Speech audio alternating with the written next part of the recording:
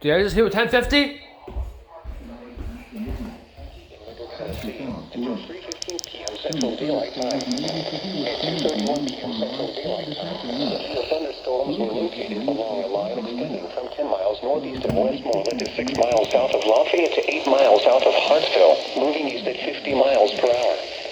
Hazard, 60 miles per hour with gust 10 nickel-size hail. Bro. Source, radar indicated.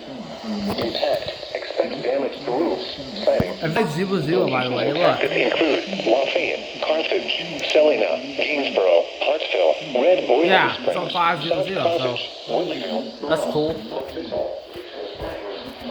I don't know what station this is. This probably has to be like KIC 79. Because I know WXN 70. No way, it has to be WXN 74. Central Daylight Time for Middle Tennessee.